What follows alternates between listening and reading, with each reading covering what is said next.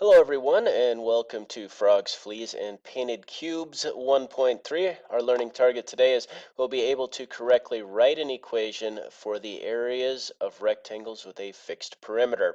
Our aces for this problem are beginning on page 116, numbers 7, 8, and 10 through 13. So 1.3, we are writing an equation. Tells us we've used tables and graphs to represent relationships between length and area for our rectangles with fixed perimeters. In this problem now we're going to write an equation. We're reminded here that for the area of a rectangle with length L and width W, our area is L times W, and the perimeter of that is equals 2L plus 2W. So it tells us right here below that this rectangle has a perimeter of 20 meters and a length of L meters. So we know that with the perimeter, this side plus this side plus this side plus this side is going to equal 20. Okay, so equals 20. Ah, nice 2. All right. Well, if this side is length L, then this side must also be length L. Okay? Well, normally for these sides we would call them W, but we're not going to do that in this example. We are instead going to need to come up with a way to express the length of this side in relation to L. Well, if we know the whole thing all the way around needs to be 20, then we know that this side plus this side is going to be half of that, or it is going to equal 10. Okay?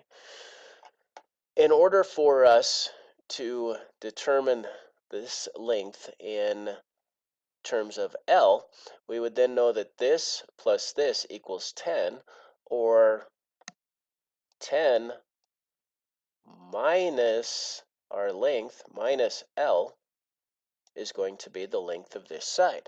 So I hope that makes sense, that 10 minus L plus L is going to equal 10. We'll get into that a little further here as we work through the problems. But it asks us what equation represents the relationship between length L and area for a rectangle with a perimeter of 20 meters. So if we want to find area, we are going to be area equals, oops, let me undo that one. Area equals length times what? Times width, right? Length times width is area, as it tells us up here. Well, our width for this one is 10 minus L, okay?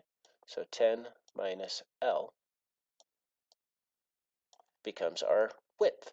Length times width, or 10 minus L, equals area. Hopefully that makes sense to you. So it then says, how can you use this equation to find the maximum area? That's something that I want you to toy around with and figure out. As we go on to problem 1.3 here, part A, consider rectangles with a perimeter of 60 meters. Perimeter of 60 meters. It says sketch a rectangle. We've done that. Label one side L, express the width in terms of L. That's what we did here. We expressed the width in terms of L.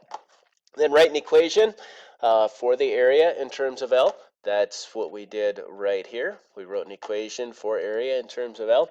Make a table. We've done that before. Use the data from the table to help sketch a graph. We've done that before in 1.1 and 1.2. And then how can you use your graph to find the maximum area possible? How to use your graph to show the length that corresponds to the maximum area. We've done that in 1.1 and 1.2 as well. So have that discussion with your team. Make sure everybody's in agreement and before you proceed on. Part 3, or part B, it says the equation for the areas of rectangles with a certain fixed perimeter is expressed in A equals L times 35 minus L, where L is the length in meters.